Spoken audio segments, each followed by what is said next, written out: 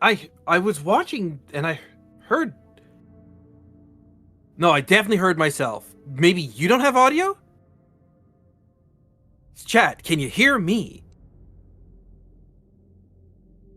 Because I was listening at first, I was like, oh yeah, I can hear myself ranting, and then I just muted it so I didn't have to hear my own voice. It's my... Hello? Oh my word, it was my microphone wasn't. We can only hear ambient audio from the game. No, but they must be able to hear you. Telgar says he can hear you. Okay. So... Oh, they can hear. They They can can hear me. you, yes. Am I And working now? hear Is it you. working now? Okay, I can hear you now. Oh my word. I'm so sorry. All right. One day we will start the podcast without a hiccup like this, but it is not this day. We will do sound tests going forward. It's part of our checklist going forward. Yes, I just have to figure out how to do a sound test without streaming. Okay, so you were saying Koresh, people wonder if that is Koresh, right, in the image? Yes. And in the video. And I was saying, I think Dimentius is Koresh. I've been so convinced of it that I forget it's not actually, there's no real reason for us to think that. That's just, I keep thinking, like, it's what, I think that's what it is. I think that somehow he became a Void Lord by taking that world soul. I think you maybe start out as a mortal or something else, but that with the power of the world soul, maybe you can become a Void Lord. I'm not sure. But the point is, I do think that's Koresh, that planet, because it does remind me so much of Argus. And that idea of a planet that's got a world soul in it, but has been terribly, terribly damaged, basically destroyed. Like it seems like it's similar enough to be indicating that on purpose. You know what I mean? Yeah, and like there's people who are fighting against it because they don't want too many similarities to Argus. They're like, oh, do something new. They want novel for the sake of novel. But like the ability to compare and contrast is how you kind of create the rules of your world. Like we're going beyond the world of Azeroth. We're creating like the greater tapestry of like these universal truths. So like yes, there are these many titans, and this is how titans have been born with these world souls. But now we realize that hey, like this nascent, what we consider a nascent titan, can be many things, not just a titan. And so, well, what do world souls also turn into? And Void Lord would be a great one. Being able to then show that, like, yes, these because the Burning Legion has destroyed all these worlds, and all the worlds have been scoured of life except for Azeroth, and that's writing yourself into a hole, unless some of these, the quote unquote like the last Titan and yada yada, right? Some of these things are Titan level enemies or forces that are aligned with different things. So Argus was like the quote unquote death titan, but what if he wasn't the only world soul imbued with death? What if or a different force? What if like Aeonar was stolen from a tribe of like life-bound world souls? Like that's the exploration that I want to do. And so the best way of building that into the lore without it being like a total MacGuffin out of nowhere is to have the contrast, is to have the like comparisons and the parallels to Argus. So I'm behind your theory. So one of the other things that I think has become part of the discussion with these world souls is somebody said to me the other day something about, but you know, they were upset that I was saying that world souls aren't titans, and they said, but we know they are because you know that's where the titans come from. They all came from world souls. Where would they have come from otherwise? And the thing is, the first Titan apparently came from a world soul, Aman'Thul. Because I believe Chronicles says he woke up, he was born, and then he went out to the universe and looked for other Titans and helped them be born. So every other Titan except for Aman'Thul was awoken by Aman'Thul, which means we only have Aman'Thul's word for how he came into being, and it does call that into question. Like, where exactly does Aman'Thul come from? Because Aenar, again, it's not like it's been confirmed, but it seems so clear to us. I think we all talk about it as if it is confirmed. Aenar is so clearly a life goddess, right? Like, why else would she be so obviously associated with life as a Titan? And so the theory tends to be that she was either naturally a life creature and then got claimed by the Titans, or life had as strong a hold on her planet as the Titans did. But we know that with Aenar. We know that she must have had some sort of life influence as well, but it was Aman'Thul who made her into a Titan. But who made Aman'Thul? Where does he come from? How did that happen? And then I was watching one of Taliesin and Evertel's videos, I think, where they mention in the upcoming quest line during Law Walking, where we go into Xal'atath's past. Major spoiler alert to everyone, by the way. Maybe I should hold up the red spoiler bot. I should have that plushie with me. Spoiler alert, major spoiler alert. I'll put up my hand for the spoiler and I'll put it back down when the spoilers are done. I think that's the fairest I can be. Yeah, when they talk about Xal'atath, one of the things they mention is she has forsaken, or she's wasted the gifts that have been given to her. So, because like they don't talk about her as if she's an old god.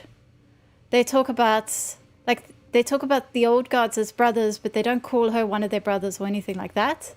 And they say something like she's basically wasting the gifts she's been given. And Taliesin said, what if she was a mortal originally and was elevated into becoming this creature of the void, and then from there she got greedy, and I forget where he went with it, but basically wants the world soul for herself. And I thought that was so interesting because I had just discovered that mortals can become void creatures, very much like the void creature that Xal'atath looks like in that questline. By infusing themselves with the void enough, they can turn into mini void, those mini void creatures that we think of as void lords, but they're the small void lords. So what if that is where these things come from? You start out a mortal, and you infuse yourself so much with whatever this cosmological force is, you become a mini version of it. And then if you just keep gaining power, maybe you can eventually become the equivalent of a god. Maybe that's where Dimensius comes from. Maybe that's what Xal'atath is planning to do. And maybe that's where even the Titans come from. Something like that.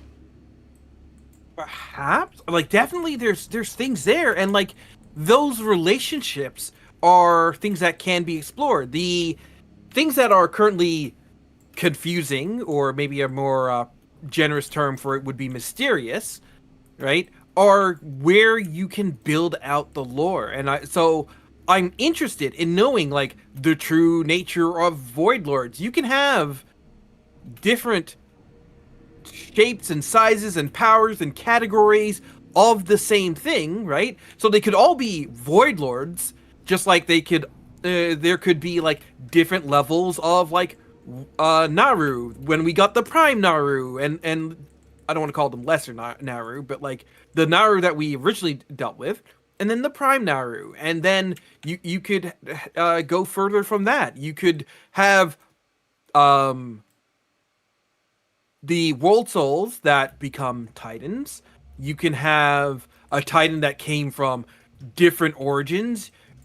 In fact, we have had a titan that wasn't created by Aman'Thul, because Argus itself is a Titan made by Sargeras, right? And so we're seeing that we have like the relationship between Aonar and Elune. And if they are sisters, what if they truly are sisters? It was like twin planets, and one went along a path that the other didn't, and one was taken in by the Titans as we know it, and the other one escaped towards their like true nature. But like there's enough of a connection that connection still maintained. Like there's so much in that greater cosmology that we do not fully understand now. And so I don't want to just say like, yeah, all Titans are from World Souls, nor do I want to say all World Souls are Titans, because that's a logical fallacy where you're just assuming all A is B and all B is A, and it can be like any number of Venn diagram sort of stuff. I do wonder about where the Titans... I do wonder about Aman'Thul. Is it possible... I hate to bring up this jump scare for everyone, but is it possible he's the first one?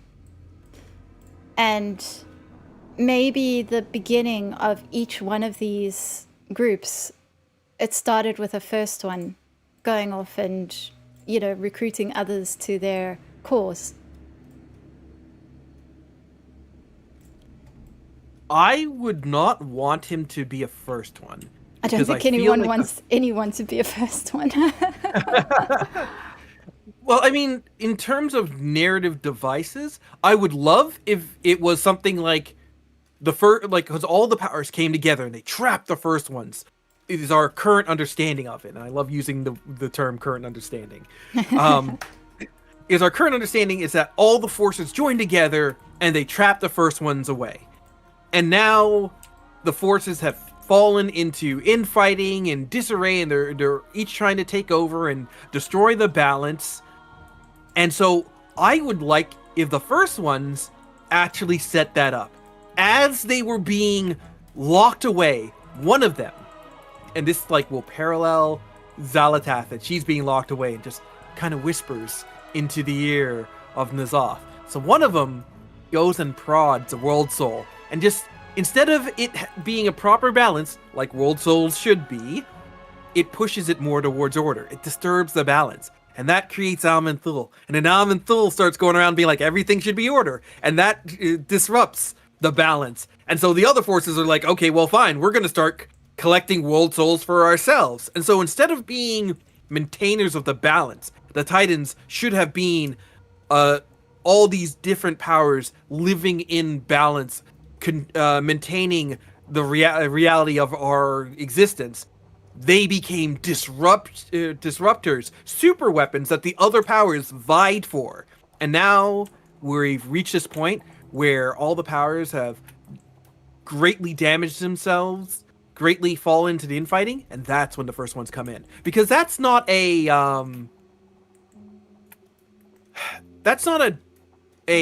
jailer level, oh, we planned this all along. That's we're just gonna screw with this enough and hopefully this gambit will pay off. And that to me is a cool way of making a villain influential throughout the course of it without being there the entire time.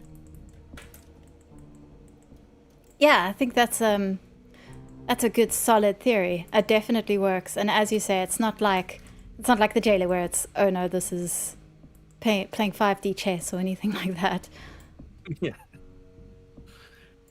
Because, like, if Aman'Thul was a first one, right? Either he's greatly weakened and nobody knew, and he was able to escape being trapped by everybody else. 2, Order has been in the pocket of the first ones the entire time, and that puts them into a kind of Denathrius situation where it's like, yeah, I was working with my brother the entire time, and I've just so happened to keep it under wraps from all these other powers that should have been like, yeah, no, dude, you go in jail with them. I don't know. It would become more stuff that they would need to differentiate. I also want to know the higher power in order behind the Titans and why they're okay with the Titans kind of going full that way, if my theory would be true. Like there are holes in either way. Like what is the greater power behind order? Like we know that it's the Titans at the lower end as it were. With the Void, we know it's the old gods into the Void Lords. I don't know what life is. I don't know what life is wild gods. But like, what are the greatest powers at the end of these different orders that we have? Orders. Yeah, I mean, I haven't really thought about much higher than the Titans, to be honest. My biggest question is, who are the real leaders with Fel? Because we think we've defeated the Fel because we've defeated the Legion, but the Legion are small fry. They were created by Sargeras, who wasn't even Fel to begin with. He was a Titan. So where's the, just not even higher than Titans, where's the Titan equivalent of Fel that didn't come from the Titans first? I suppose the fact that Sargeras could become a Titan of Fel was always a hint that these beings could switch and change cosmological forces if they want to. I mean, if you can do it as an adult, you could certainly do it as a child or an unborn world soul. Well, my love of Sargeras is that he retained some order even while being chaos, right? Like, yes, he was an agent of chaos and he was going towards like this horrible thing that was against the forces of order, but he organized the forces of chaos into an army. He like militarized them. They are not like, if they were what I would consider chaos, they would be everywhere doing random things. There would be no structure among them. They would genuinely embody chaos, and they don't. And I want to say that that is the order part of Sargeras rallying the Fel and almost distorting it. And so if they do that, we could get something. They could bring back the Fel and be like, these are true demons, and they don't follow your normal idea of like even logic or like the rules of reality. And that would be such a cool way of using that same faction, but like bringing it back in a way that makes sense because of all that we know from before. It wouldn't even be a rewriting. It would just be like a, yeah, you thought you knew Fel, but all you knew was like the chained up version that Sargeras wielded against us. No, this is what it is. Oh man, sorry, this is me just literally tinfoil hat all episode. Sorry guys. But now that we bring this up, it's actually occurring to me, maybe every force that's the opposite of the previous force originally comes from a denizen of the previous force. I mean, maybe that's something that really makes sense. Is Sargeras had to lead the Legion because chaos comes from order. And then if you look at life and death, you've got Elune of life and the Winter Queen of death. So they're clearly related to each other. Maybe that's because it started, maybe the Winter Queen joined death. Maybe she was originally part of life, but she became part of death in a similar way to how Sargeras started as order and then became disorder. Because with each one of those forces, the opposite force ends up having to exist. Same with light and darkness. You need one for the other to exist. So maybe that is the order of things. I do love when Warcraft does this sort of, here's how these two opposites interact. When you have druids that are about like the decay part of the cycle. When you have death that is about rebirth and like the start of a new life. When you have perhaps even like things like entropy, where it's like when order is too rigid, it has to fall apart. Like I think that like if you have the ability to create and you have the ability to destroy, and then you put that along the different lines, you have life and death, you have order and chaos, you have light and darkness, right? So I'm gonna talk about a little bit about Lord of the Rings here. Not Lord of the Rings, actually. Rather Game of Thrones, which I'll never get the proper ending to anymore. But anyways, The Game of ending is Thrones. in our hearts. They had that entire thing about the priest that talked about the fire, and they said that like a bright fire casts a long shadow, and so you could have, as light gets stronger, it makes darkness stronger. Yes. And you can't have darkness everywhere because it can only get so close to the light before the light just pushes it away.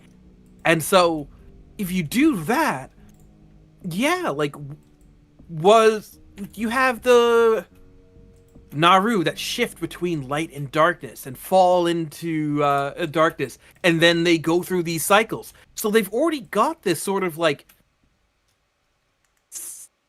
secular balance thing in so much of Warcraft that it would make sense that it was just a constant in the game, especially with like all the heroes being like, you know what? Maybe these forces aren't inherently good and bad, and there's bad in all of this, and the harsh light and the like the ability to use Fel to fight Fel, that sort of stuff.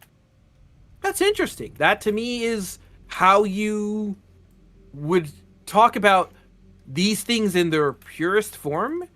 And is their purest form deadly in all cases? Or is it that the purest form doesn't have just reaches a balance, right? Do you always have to strive to maintain a balance? Or is it because we're pushing it that we're falling out of balance? Like that, I don't know, that's a huge story-driven thing that they could be doing. But I see that as stuff after The Last Titan. I see that as stuff after the World Soul saga. And in my mind, again, sorry guys, another tinfoil hat theory. The star that is up in the sky, and I'm actually surprised that you cannot see the star in the current expansion, because they're like, oh, that star is going to be everywhere, and if you can't see that star, that's trouble. Well, I can't see it. I'm like literally flying right now in the Isle of Dorne, can't see it. I'm like, But what if the Last Titan is Sargeras purified, or Illidan turned into a Titan? We were talking about mortals becoming, right? Well, they're like, oh yeah, so now that we've dealt with Sargeras, I'm going to use the corrupted word just because I want to use that in the ironic sense, because we never think of the Titans corrupting. But Illidan being corrupted into the Last Titan and separating that from Azeroth being the Last Titan. But that Last Titan, that is like title, that's going to have multiple meanings, and it's not going to mean what we think it is initially. This is the exact same thing Blizzard loves to do. For Azeroth, yeah, we know what that actually meant. The War Within, double entendres always. Do not take the Last Titan at pure face value. There's something being told there. The problem with the title The Last Titan is it could mean something obvious, but there's multiple obvious things it could mean. Because The Last Titan could mean Azeroth if you assume the original Titan claim that Azeroth is a Titan. But I don't think anyone believes that anymore. So even it meaning something else is almost like a double bluff as well. It really could end up meaning just anything. My hope, we kill off all the Titans, save Ionar, and Ionar lives on as the last Titan. I think you raise an interesting point with this Titan thing. The idea of Illidan becoming a Titan. Because I've been wondering, isn't it about time that some of our older World of Warcraft heroes get turned into gods almost? Like, they're getting a bit on in age. It's no longer makes a whole lot of sense to go traveling around with Thrall and Jaina and all of them. You know, it's they've all had so many adventures, and every time they do put them back in, it feels a little bit like they're kind of running out of ideas for these characters, especially with Thrall, with his original quest line in The War Within being him struggling with the elements again. And then them taking that out because they realize that they've done that about 50 million times, and also he's supposed to not be struggling with elements again. And like, there is some groundwork. The struggle with the elements is eternal, right? It's just, you gotta... The struggle with the elements is because he wants to re-roll and you just won't admit to it yet. That's all. Time to change your class, my man. No. But also, with turning characters into gods, I'm gonna talk about troll faction leaders and how they get just utterly sidelined constantly. Hey, first troll war chief does nothing. Turn him into a god, does nothing. Right? Like, come on. Well, because that's the thing, is because, like, we've got a character who is basically supposed to be a god, and we're kind of just waiting for him to, like, you know, come be a god. But he hasn't been. He's been sleeping in a wild seed, and I don't think they've even ever officially said he's a lower, or that that's what's going to happen when he comes out. They're just saying, oh, he's going to be reborn. I genuinely think that if they want to push it, and it's like, if they want to push it, and I was to do the most straight line from where we are to let's do this, it would be he gets reborn as a Low of Light because he pulled in the power from the king, the Low of Kings, who is a Razan. light Loa. Yeah, Razan, right? And then we have oh god, why am I blank? Illyria, sorry. We have Illyria, like, fully embrace the void, but in a balanced way, and she becomes a precursor to Void Lord, whatever level Xal'atath is. And then it's the two of them, one Horde, one Alliance, one Light, one Void, being like, okay, guys, we got to step it up because Order has come to kick our butts. And honestly, you're going into the midnight, and that can be Xal'atath's somewhat of a push, and it becomes a point where we have Illyria stepping up to kind of the power level that Xal'atath is now, but now Xal'atath's moved forward. But she's now working alongside different people to, like, get that to work. And then at the same time, we're going to Silvermoon and Blood Elf lands, and in there is ancestral troll lands, so you can then push the trolls and have the rebirth of the new Loa of Kings, right?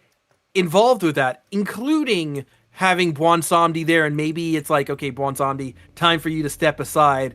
If we have a fight with Bwonsamdi, I would love it. I would just love it. I'm just saying. Fighting it would be a great way. No, I love Bwonsamdi.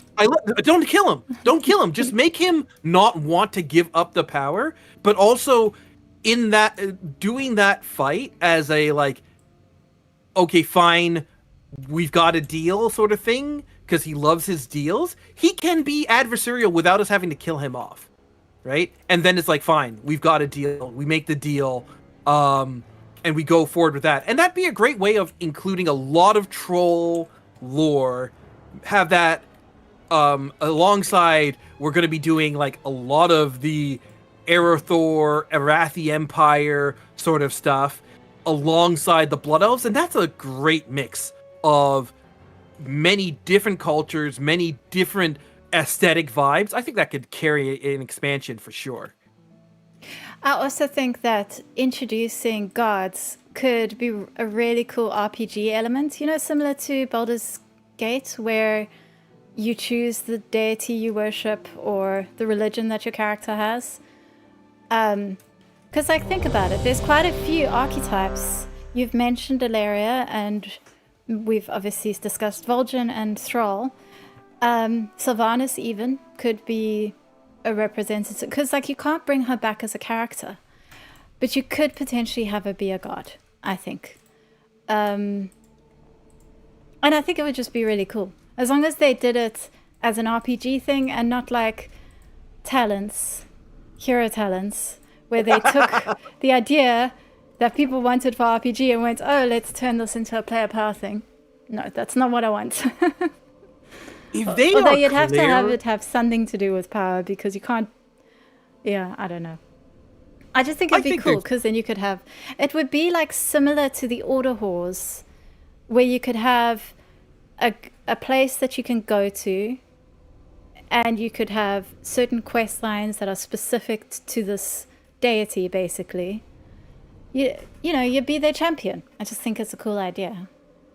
I think championing them would be great. I think that if you're considering trying to avoid doing quote unquote borrowed power stuff that people are very afraid of right now, and you want this to be a long-term thing, you take a bit of the expansion, setting it up, and like let's say we do the midnight scenario that I was talking about, and now you've got one for light, one for darkness, but you still have all these other powers that you need to do, right? And so then it becomes like, if we are going to do this fight against the Titans, we need to empower as strong as possible. We need to gather all these powers. So we need somebody to like become the avatar of light. We need somebody to become the avatar of sorry, we already have avatar of light. We need somebody like of life, of death, of order, of fell. And that becomes what you do for the tiers. And so we get these old heroes, and it's like, okay, Sylvanas, you will become the avatar of death. And then you just like, oh man, okay, so let's completely tinfoil hat this. Who would you want, because I agree with you for Avatar of Death, who would you want as the Avatar of Life? And I immediately have a thought in my head. I'm going to have to say Malfurion. Even though I'm not the biggest fan of his, personally. I don't think anyone's... Because I'm not the biggest fan. I don't think anyone's earned it more. Like, you could say the Haranir, but I wouldn't want this sort of thing to be a new character. It would be one of the established old characters. So it would be something that sort of allows you to semi-retire those characters without retiring them. You know, rather take them out of the day-to-day struggle story and put them instead as they're the overarching beings who are, you know, monitoring the story that you're doing it in the name of. So I'd only want established lore characters. So Malfurion.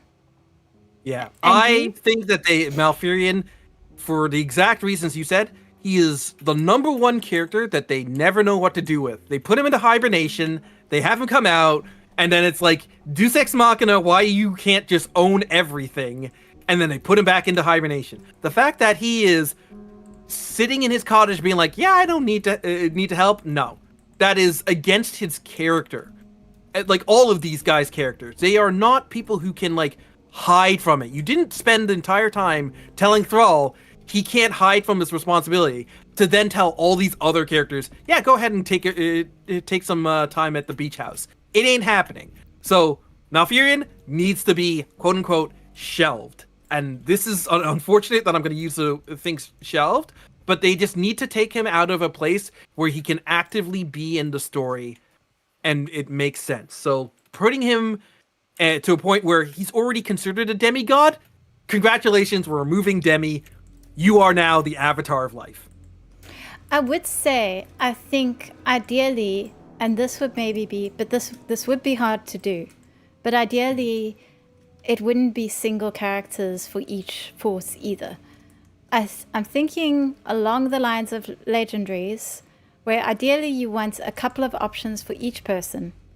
So, for death, for example, I said Sylvanas, but you could also go Bolvar.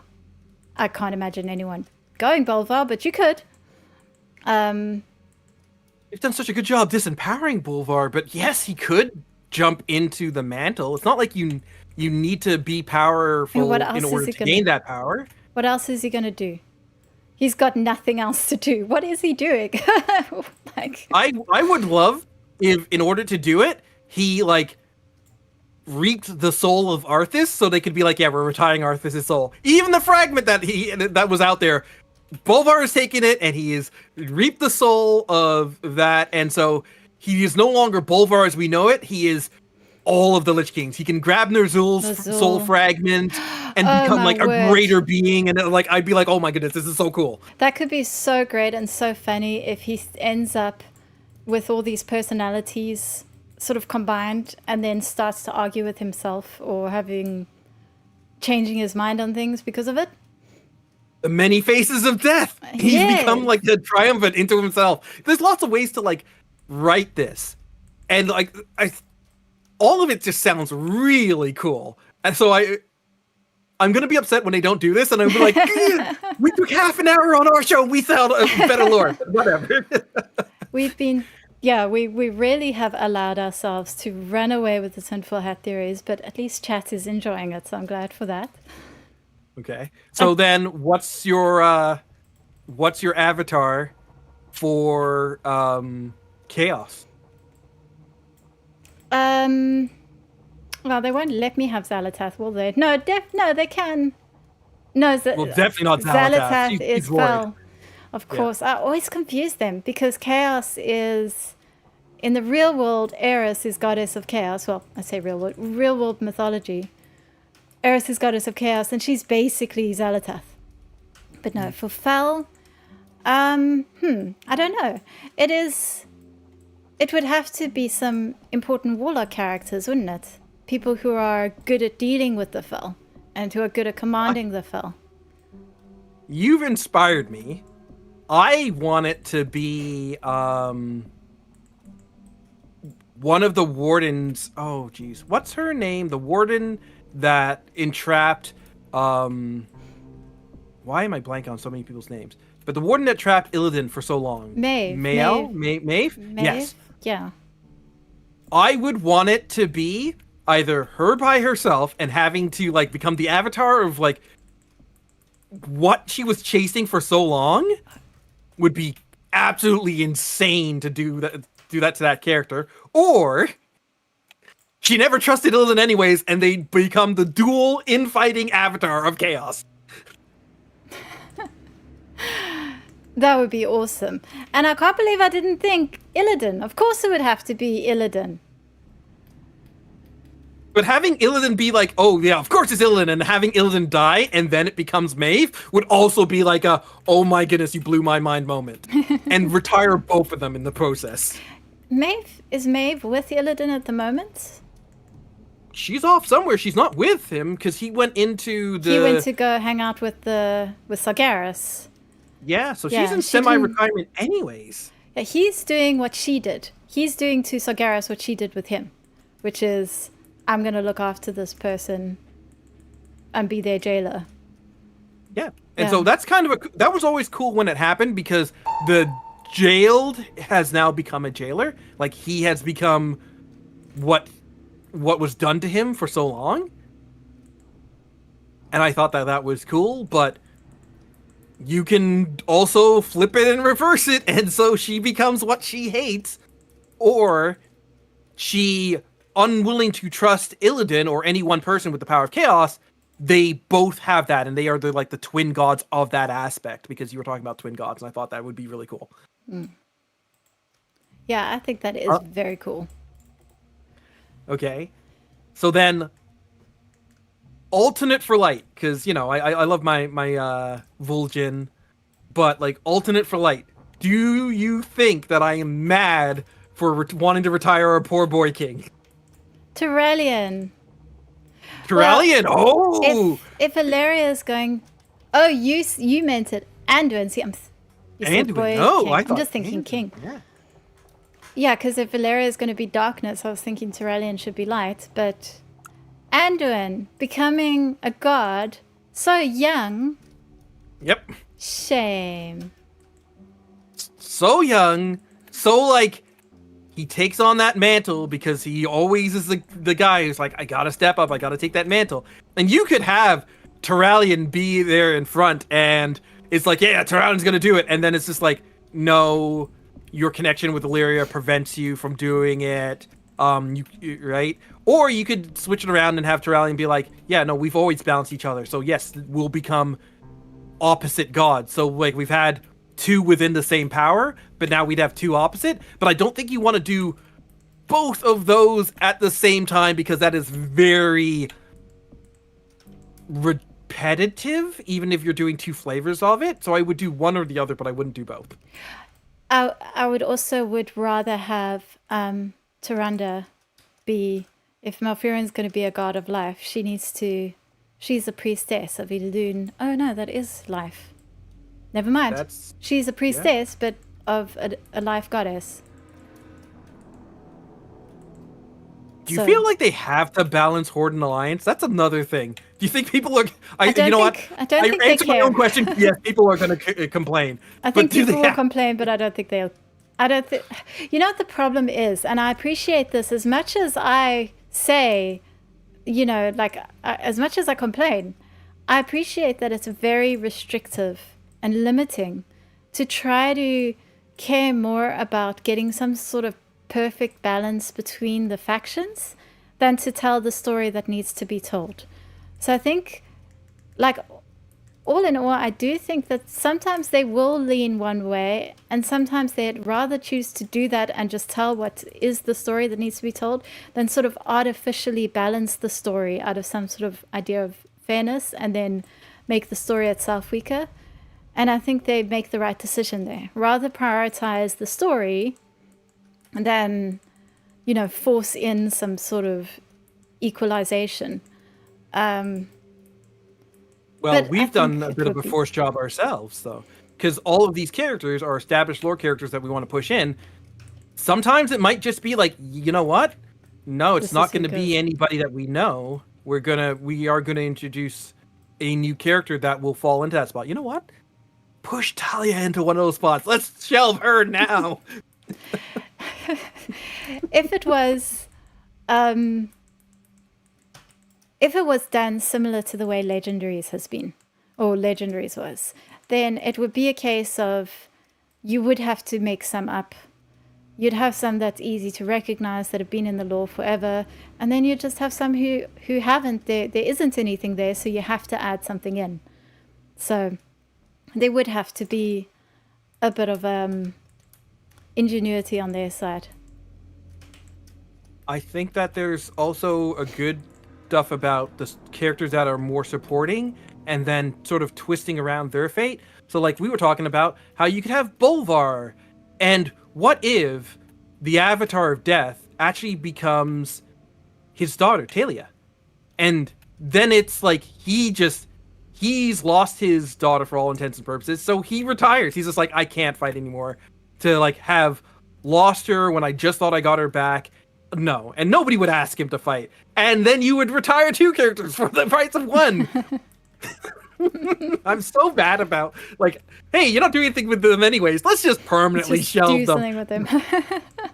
But also, like, it's not even a permanently shelve. It's just like, let's use them sparingly, because these guys are going to be the people who are fighting back the last Titan, because the last Titan has been bad for a bit. And so, yes, they're being quote-unquote shelved, and they can't use all their power because they're using their power to fight back the last Titan, because Amonth, again, guys, I think of this stuff off the top of my head. It's not coming from anywhere. Amonth kills off all the Titans, drains all their power, and becomes, like, super Titan, and then we're like, how the hell do we stop that? So he's the last Titan, the first and last Titan, Alpha and Omega. And then we have to seal him away, and he's sealed away by these new avatars. There you go. Right? Like, there's lots of things that can be done that would be like, oh my goodness, we've never dealt with this level of threat before, but it makes some lick of sense and is a great way of, like, just having our new characters have room for them. Because WoW, one of the biggest problem WoW has is that they introduce characters and then they put them aside because, hey, we've got to have Thrall get his groove back for the 49th time. Yeah, I think the thing is as well is new characters are never quite going to, people have attachment to these old characters. You can't just introduce a new one and think they're going to take their place. A great example of that is what seems to have been almost attempted with Kalia and Sylvanas is getting rid of Sylvanas. The story was always heading that direction with her. Maybe not the jailer stuff, but the idea that she could become a villain was always on the table. Everyone was aware that that was a potential in her future. And from some of the writers, that was always where her character was going to be headed. But then the problem is you have all these people who are attached to her as a character. And then I still don't know if they were intending to make Kalia the new Sylvanas, but if they were, it was it was doomed from the start, because apart from the fact that Kalia is so different in ways that is really important, like there's things about Sylvanas that, apart from the obvious problems with Kalia, it's also nobody has an emotional bond with Kalia. She's a new character. You can't just make it up. You can't just show undead characters going, oh, I like her now, and think that undead players are going to feel that. It's not going to happen. But at the same time, they cannot just repeat. This game is 20 years old. Thrall, in particular, has been a main character from even before World of Warcraft. You can't just keep doing a story about Thrall. So how can you bring in these characters in a way that people still feel connected to them, while at the same time making space for new characters? And I think this would be a great way to do that. But I also want to point out that World of Warcraft has successfully introduced many characters that people love and cherish, right? Even villains. You don't look at Garrosh and say, oh, he was forced in there. They took the time, they built out him, and they turned him bad. And there are still people who will be like, oh, Garrosh was right, sort of wrong. stuff. Yeah. Garrosh did nothing wrong, right? So you can build characters, even ones that you turn to villains that people cheer for. You look at Anduin. Didn't exist before World of Warcraft, and we have watched that poor boy grow up. And I'm pretty sure somebody in chat was saying, like, come on, just let him have a wife, let him have let him get married. Family and his that, right? Let him have some happiness. And like, this is World of Warcraft, nobody gets happiness, but right, that's a character that was brought in. Zakan is another character that, right, everybody loves Zappy Boy, and he could continue to grow. He isn't there at the level of the other characters I've mentioned yet, but he's there in terms of like a character that they can have grow into. Even if he became like the young, unexperienced faction leader, nobody would bat an eye. People would not say like, oh, he doesn't deserve that. If you were to start having Thrall's children take a more independent and active role, they could become future big leaders. Like, they could just be running along in certain areas being like, oh, I'm learning to be a hunter, I'm learning to be a shaman, sort of thing. And then later on it's like, oh, I'm leading this group of shamans, Earthen Ring, hunters, and Hunter's Lodge. And you build them out like that. I think one of the best characters in terms of, oh, if you're going to replace Sylvanas, who would you replace Sylvanas with? Lillian Voss. Right? Like, there's so many people who are like, oh, she's the next leader, and it feels really weird that she's like palling around with Kalia when she should just take the reins. So like, that's a character they introduced in Cataclysm, I want to say, when they redid the yes she's part of the undead starting area in Cataclysm. The revamped story, yes. Yeah, she didn't exist before then in the game. Exactly. I love that apparently in Season of Discovery you can see her as a human. I think that's fantastic. Love what they're doing over at Season of Discovery. What they were doing. Season of Discovery is winding down. Is it? Okay.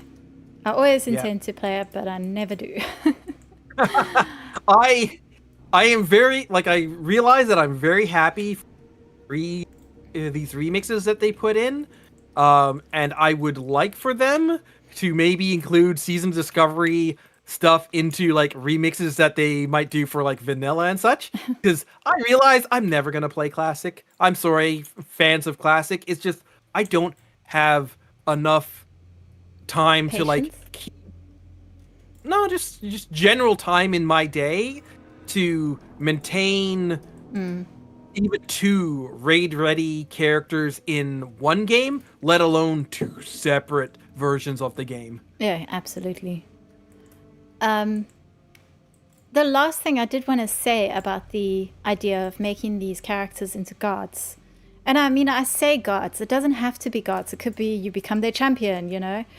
But the way that the story has been going with these cosmological forces is there's more of a highlight on it at the moment with the Titans, but across the board, people are learning to question their gods. They're learning that these forces aren't necessarily the all benevolent, you can trust everything they say, people that they thought they were.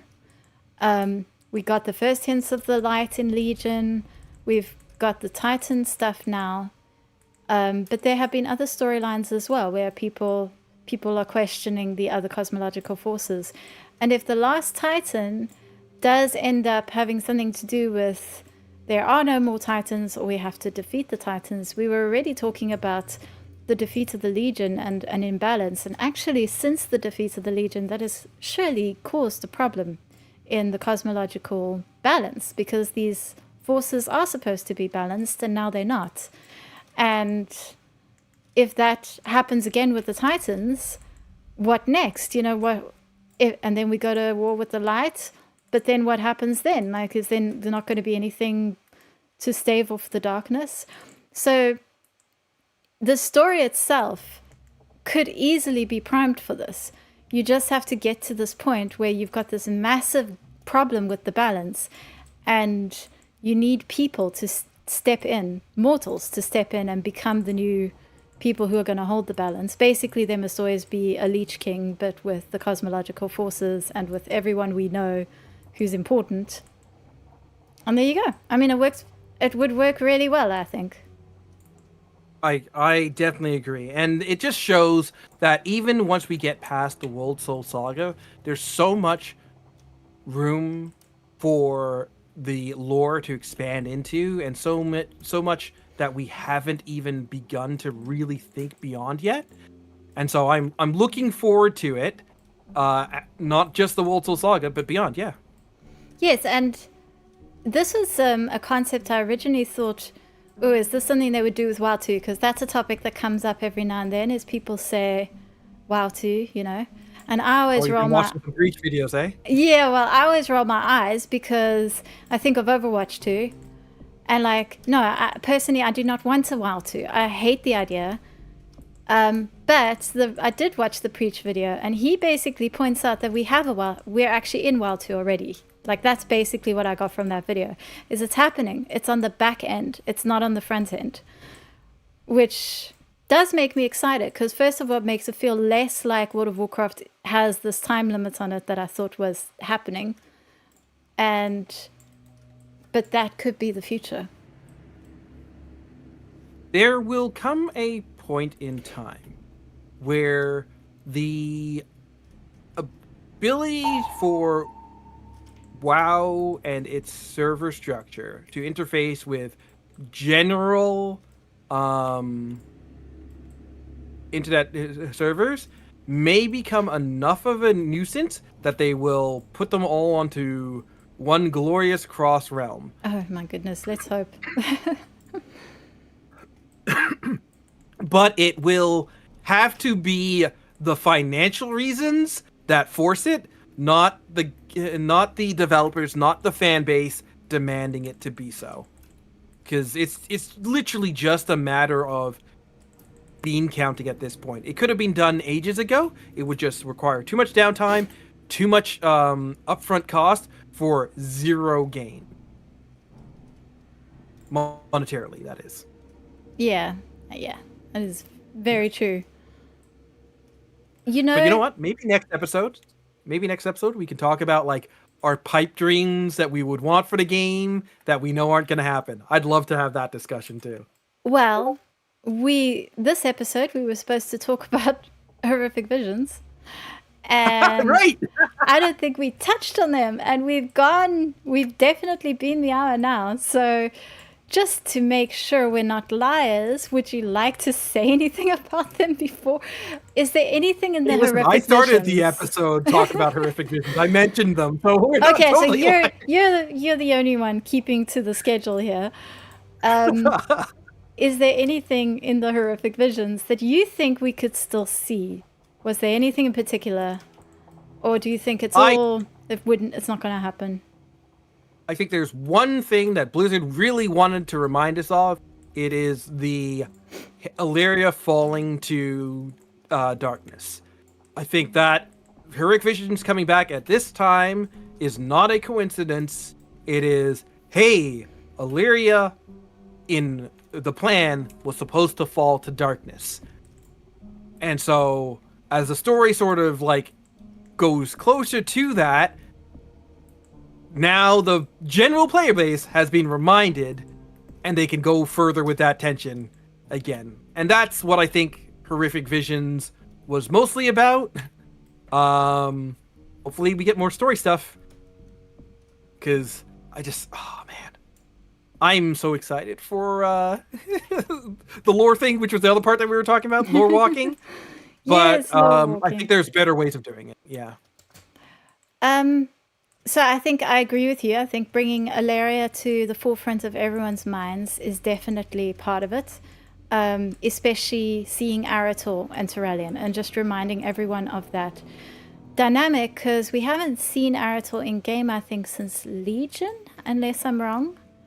And we didn't see him as far as I'm aware. And I don't think we saw him a lot in Legion either. He was there, but I think quite a lot of people still don't actually know who he is.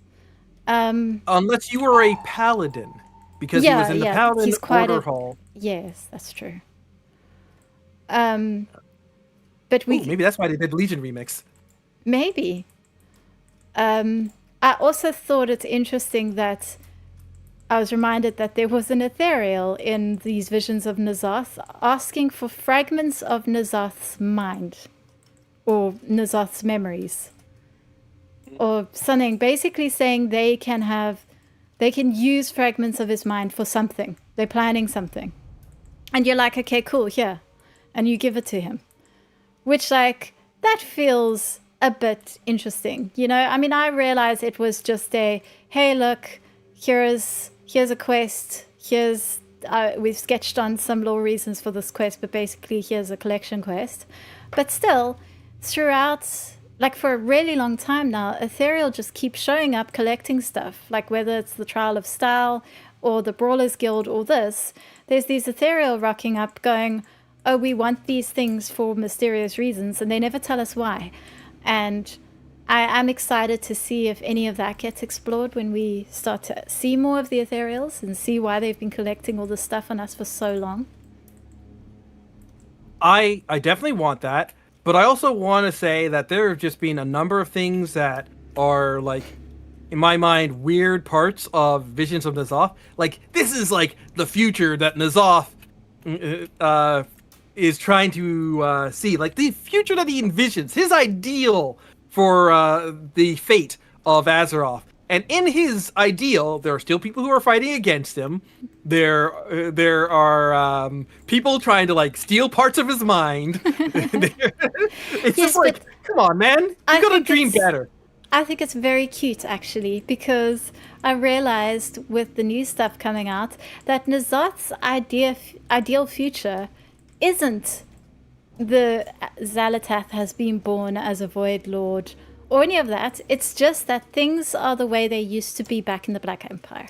So all he is someone who used to be happy in his little player home on Azeroth, and it was taken away from him, and all he wants in his life is for that to come back. That's it. That's all he wants. And he's fine with it, that including people, still fighting against him and all of that, because that's how it was before. It was obviously the happiest he ever was in his life was when he just had his little house in Azeroth. He's basically the equivalent of someone who was happiest during Mr. Pandaria, where they had the little farm, and all they want in the world is to go back to having that little farm, and now they're very excited that they might be able to get it back with player housing. Well, hopefully with Midnight and player housing soon, everybody will be again. But I guess that's going to be it for us today. Yeah, on that note, and since I managed to squeeze in player housing right at the end there, have to say, hail Xal'atath. Where can people find you, Manny? I can be found doing podcasts all over the internet, but if you want to track me down and everything I do, just look for me at TruVillainManny. That's true without the E.